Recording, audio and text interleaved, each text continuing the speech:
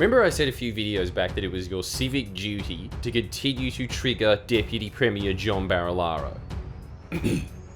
Ladies and gentlemen, we got him. Just revel for a second in the fact that the entire point of that video was to get JB to say, "Oh, what the f?" And the point that he said, "Oh, what the f?" was to me saying, "Oh, what the f?" Well, I guess the only way to sum that up is, "Oh, what the f?"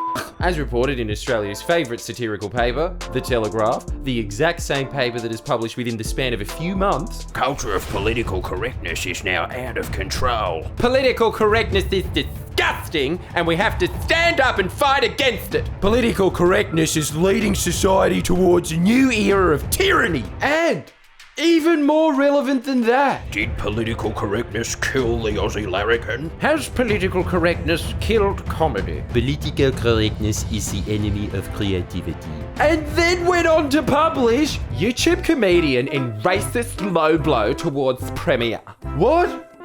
Had a sudden change of heart? You're more than happy to take my side when I call Clive Palmer a fatty McFuckhead, which, let's be honest, that is way harsher than this voice full of racist undertones. Which, John, Giovanni, if I may, as that is your real name that you changed despite your all of a sudden newfound pride in your Italian roots.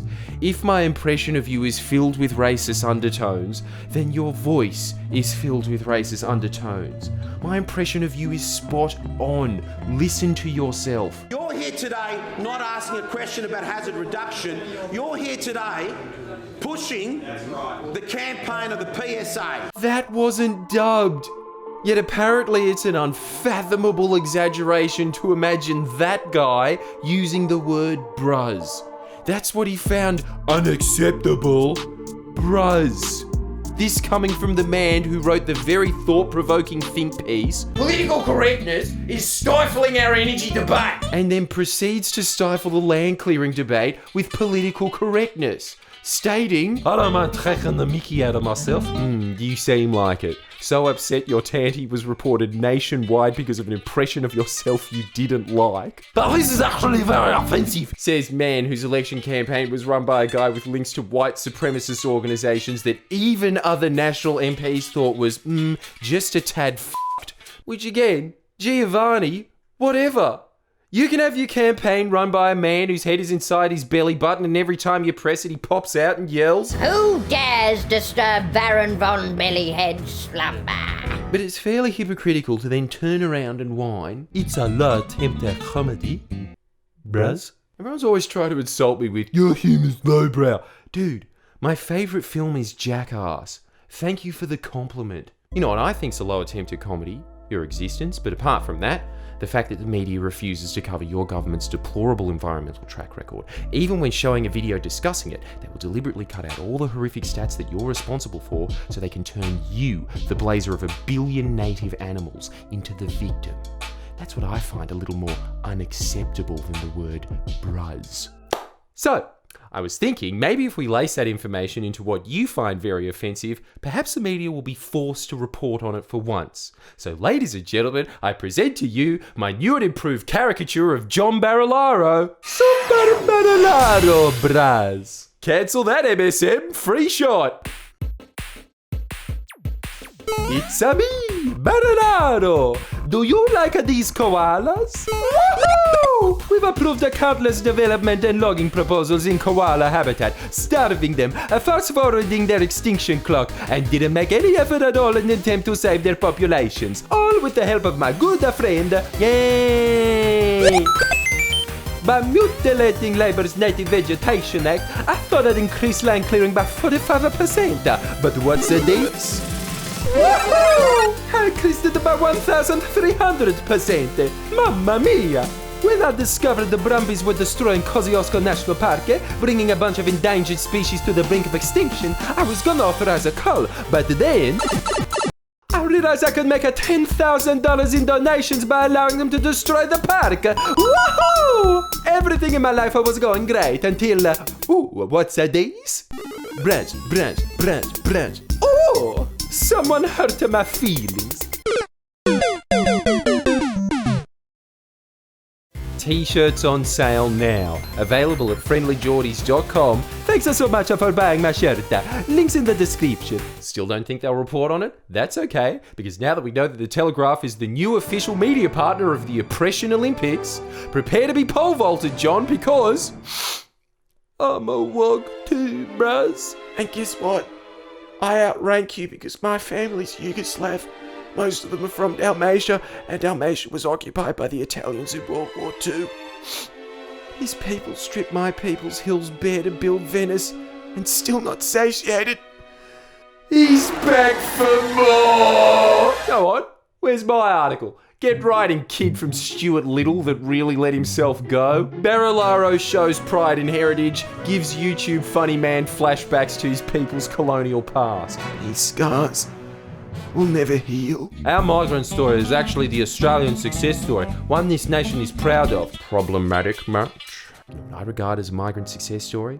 Someone who comes to the country that so graciously let them in and improves it. Not one who is perfectly happy to destroy one of the most culturally significant emblems of that country for $10,000 in donations. What I find, quote, actually very offensive, the fact that parasites like you are perfectly happy to wipe out entire native species, not to mention permanently degrade the region whose beauty inspired the man on a $10 bill for just 1,000 of those. So my humour might be cheap, Giovanni, but at least my soul isn't cheap. Make no mistake, Johnny B. This isn't about you or me, and I'm telling you this because I genuinely think you're not smart enough to understand the media machinations at play here. This is about Jodie McKay. This is about her not playing the role of good little opposition leader that's destined to lose. The entire game given away when that drab, monotone nerd zombie excuse of a quote-unquote treasurer you have in Dominic Perrottet stating in Parliament. The only person with great leadership from the Premier with a steady hand guiding us through this pandemic, Mr. Speaker, and who was the only person who was asked for a sit-down interview with the Leader of the Opposition, a comedian, Mr. Speaker, and that just shows that no one is taking you seriously. Slam dunk, Dom. Too bad it was in your own net. The Leader of the Opposition of the biggest state in the Commonwealth is so thoroughly shut out of the press that the only person taking her seriously is a comedian, and you think that's an indictment on her? Glad to know the state's economy is in your genius hands, Mr. Zero Economic Growth before COVID. What a world we live in when you're taken seriously. Perhaps the reason she's getting fewer interviews is because she's willing to expose the deplorable little cabal of unconscionable intergenerational thieves that you are, so rattled by even the slightest challenge to your clean shot on power, that you, the mighty self-anointed defenders of free speech, had such a violent fit over the nickname Koala Killer that you stupidly destroyed your own narrative, screaming about decency and racism. Yet all that happened when your hit piece came out was that it was bombed with hundreds of people writing hashtag Koala Killer underneath it until they were forced to take it down, while Jodie McKay, on the other hand, refuses to back down. Scared? Evidently. You've woken up, far too late it seems, to the knowledge that every voter that learns about your unparalleled corruption and the atrocities you've committed against this nation's unique environment is another voter you're never gonna get back. That, my friends, is why we've got to get 2 people to subscribe to this channel each. Because if they're this scared of an audience that is a third the size of 7 News, imagine how petrified they'll be when we're at full strength. Make sure you go subscribe to Koala Saver's socials, links in the description, because I know for a fact that Berejiklian's media team will shit themselves if Koala Saver gets more likes than Koala Killer. Which, speaking of, I think it's time to get that hashtag trending again. Hashtag Koala Killer. Keep spreading the message. Send all your Koala Killer and Koala Saver memes to Friendlyjordies' Facebook page and we'll do another meme review. Because we now know, incontrovertibly, that it'll make Super Barilaro bruz go.